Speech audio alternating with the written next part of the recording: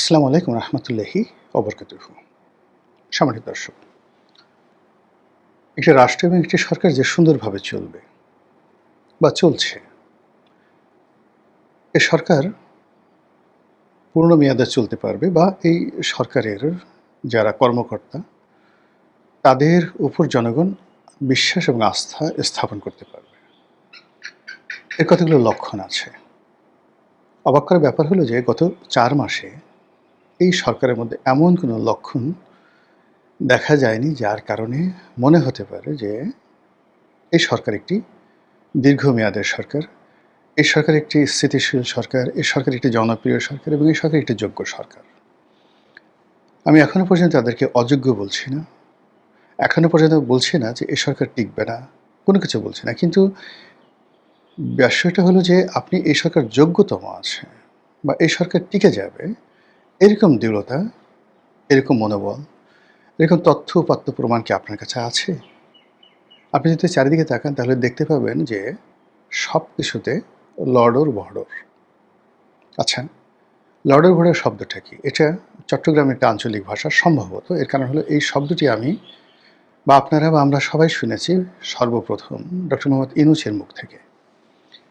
তিনি একেবারে তার প্রথম সাক্ষাৎকারে তিনি বললেন, ক্ষমতা গ্রহণ করার সঙ্গে, সঙ্গে যে সবকিছু তো লড়র-বড়র হয়ে আছে। লড়র-ভড়র বলতে আসলে কী বোঝায়? যদি ইউনূস সাহেবের পরবর্তী কর্মকাণ্ড দেখেন তাহলে দেখবেন যে নেগেটিভের সঙ্গে পজিটিভ, পজিটিভের সঙ্গে নেগেটিভ, উত্তরের সঙ্গে পশ্চিম, পশ্চিমের সঙ্গে উত্তর। মানে সাধারণত কী হয়? উত্তর দক্ষিণ এ দুটোর কানেক্টিভিটি করা যায়। পূর্ব পশ্চিমের কানেক্টিভিটি করা যায় এবং পূর্ব পশ্চিমে একটা সুতো টানিয়ে দেন, উত্তর দক্ষিণে একটা সুতো টানিয়ে দেন, দেখবেন যে সেখানে একটা এক্স হয়ে গেছে, এটা ক্রস হয়ে গেছে। সেখানে ৪টি কোণ তৈরি হয়ে গেছে, ৪টি রাস্তা তৈরি হয়ে গেছে। কিন্তু আপনি যদি পূর্ব পশ্চিমের পরিবর্তে উত্তর দক্ষিণের পরিবর্তে অন্যভাবে সুতো টানানোর চেষ্টা করেন,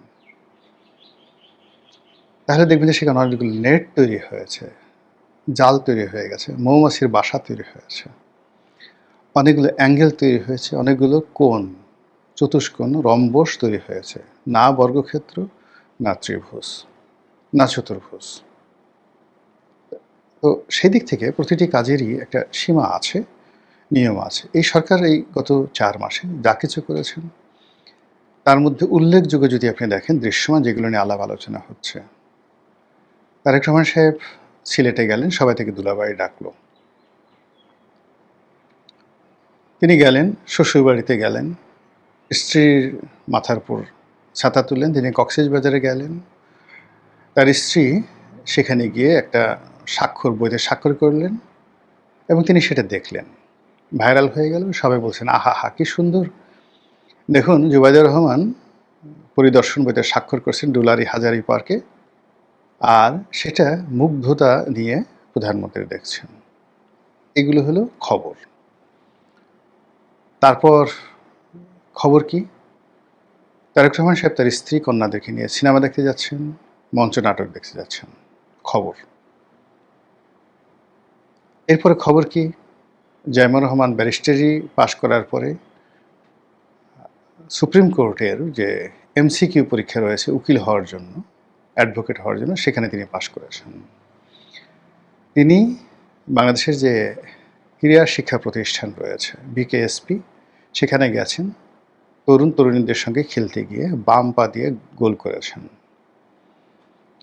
এবং এটা হলো যে আমিনুল ইসলাম যে মন্ত্রী, তিনি একবার বলেছিলেন যে জাইমা রহমান চেলসিতে খেলেছেন, ইংল্যান্ডের একজন বিখ্যাত ফুটবল ক্লাব।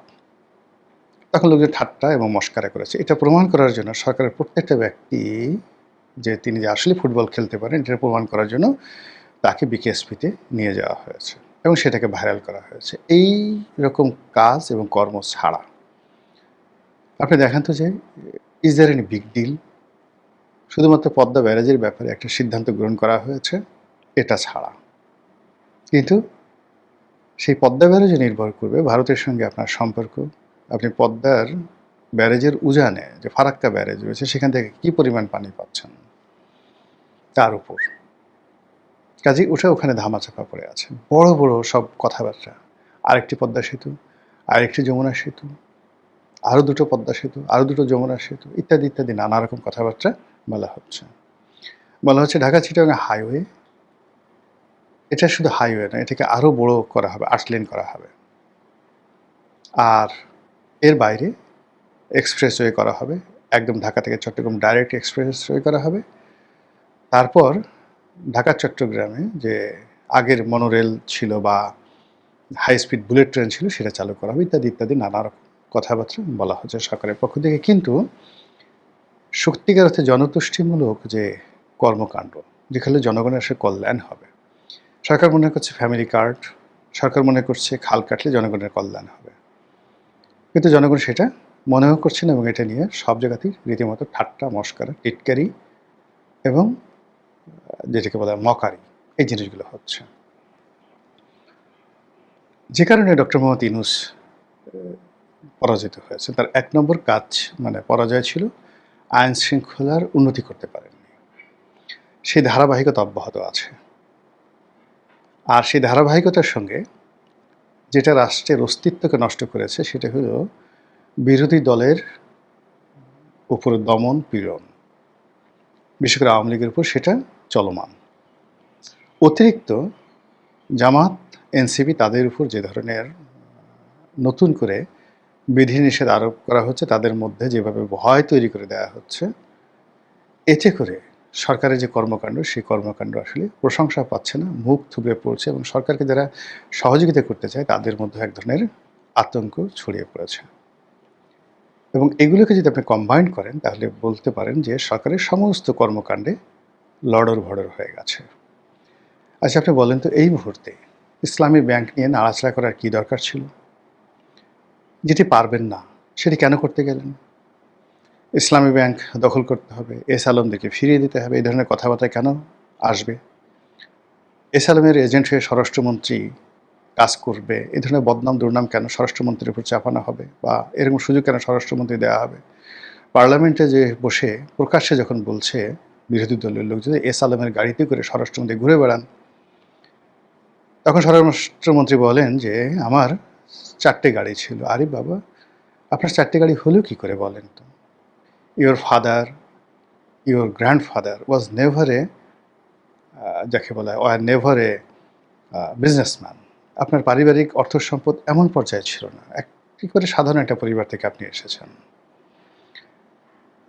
তো সেক্ষেত্রে এই সাধারণ থেকে অসাধারণ হতে হলে আপনাকে একটা বিজনেস যাকে বলা হয় সময় থাকতে হবে। সেই সময়টা কখন পেলেন আপনি বলেন তো? আপনি প্রথমে খালেদা জিয়ার এপিএস হলেন, একজন এপিএসের বেতন কত? টাকা পেলেন কোথায়? তারপর আপনি একজন প্রতিমন্ত্রী হলেন, প্রতিমন্ত্রীর বেতন কত?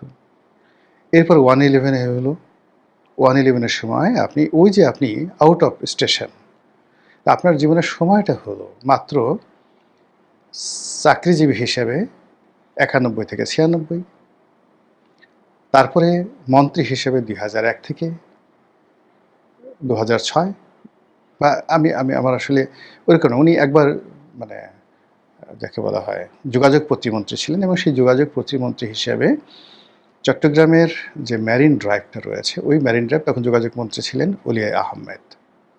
সেই অলি আহমেদের অধীন তিনি যোগাযোগ প্রতিমন্ত্রী ছিলেন, যেহেতু তিনি কক্সবাজারে ছিলেন, এবং অলি আহমেদ বেসিক্যালি খুব রিল্যাক্স টাইপের। তো তিনি অনেক ব্যাপার আসলে এখানে তাকে হস্তক্ষেপ করতে পারতেন না, এবং সেই কারণে কী হলো, আপনি দেখেন আজকের যে কক্সবাজারের যে যত হোটেল মোটেল জোন আছে, যত জমি এই সমুদ্রের তীরে দখল করা হয়েছে, ভরাট করা হয়েছে, এবং এই যে যত হোটেল মোটেল আছে কলাতলি বিচ থেকে শুরু করে একেবারে সেই আপনার যাকে বলে লাবণী পয়েন্ট থেকে শুরু করে একেবারে সেই এখন যদি আপনি ধরেন এদিকে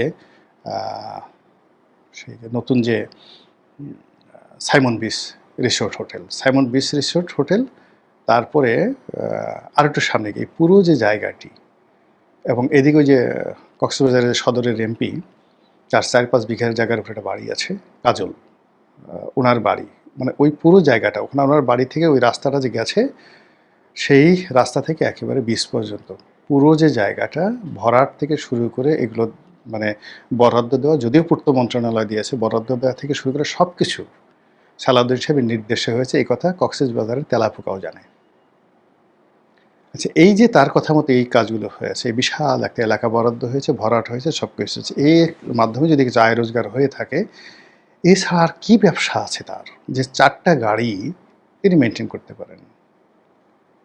আমরাও তো 4টে গাড়ি আমার মেনটেন করার কথা কল্পনাই করতে পারি না। তো তিনি সেটা মেনটেন করেন এবং পার্লামেন্টে সেটা তিনি বলছেন। তো এই জিনিসগুলো আসলে লডর ভডর। তিনি খেই হারিয়ে ফেলেছেন, তার ইজ্জতে আঘাত লেগেছে এবং মুখ ফসকে তিনি অনেক কথাগুলো বলে ফেলছেন। তার যদি এত ব্যবসা থাকবে, তিনি তার নিজের ছেলেকে কেন ডক্টর মোহাম্মদ ইউনূসের কাছে নিয়ে গিয়েছিলেন ওই সময় পরিচয় করার জন্য? তার সঙ্গে খালেদা জিয়ার সম্পর্ক ছিল, ভালো কথা। তার সঙ্গে খালেদা জিয়ার যে সম্পর্ক ছিল, তার চেয়ে শেখ হাসিনার সাথে আমার সম্পর্ক কোনো অংশে কম ছিল না, কোনো অংশে কম ছিল না। আমি কোনোদিন আমার স্ত্রী, আমার সন্তানদেরকে আমি কোনোদিন গণভবনে নেইনি, কোনোদিন বঙ্গভবনে নেইনি। একটা সিঙ্গেল ছবি আমার সাথে বা আমার পরিবারের কারোর সঙ্গে শেখ রেহানা, শেখ হাসিনার নেই। এটা ব্যক্তিত্বের বিষয়, এটা পার্সোনালিটির বিষয়। তো যা হোক, এই যে সালাউদ্দিন সাহেব, অন্যান্য যারা সরকারের এই মুহূর্তে প্রভাবশালী, যেমন এখন স্বাস্থ্যমন্ত্রী খুব প্রভাবশালী হয়ে পড়েছেন, প্রচুর কথা বলছেন, অস্বাভাবিক কথাবার্তা বলছেন। এর বাইরে অন্যান্য যারা লোকজন আছেন আমার খুবই স্নেহভাজন, প্রীতিভাজন, আমি তাদের নাম উচ্চারণ করতে চাই না, কিন্তু সবাই ওভার অ্যাক্টিং করছেন। এই ওভার অ্যাক্টিংটা হচ্ছে সরকারের জন্য একটা লডর ভডর। আর সেই লডর ভডরের কারণে ইসলামী ব্যাংকে প্রবলেম হলো।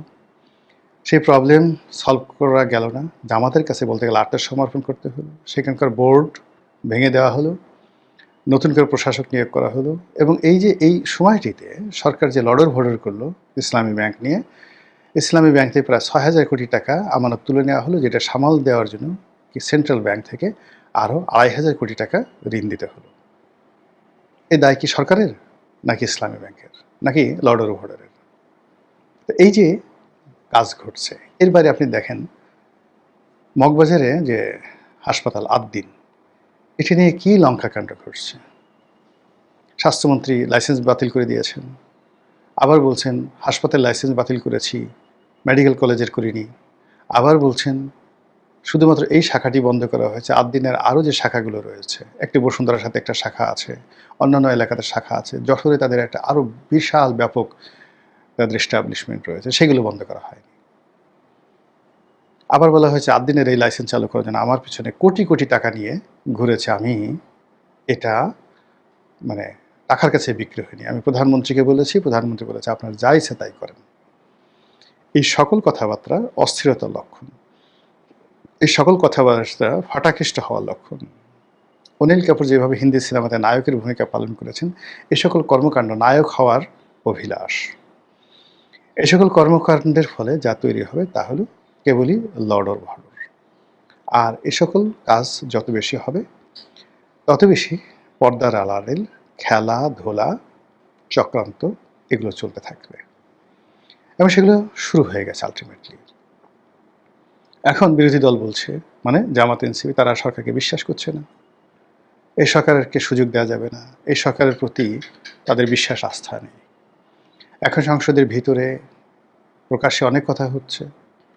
জামাতের যিনি সভাপতি, তিনি প্রাণান্ত চেষ্টা করছেন, কিন্তু তার যারা তরুণ তুর্কি আছে, ডক্টর মাসুদের মতো লোক, তাদেরকে দমানো যাচ্ছে না।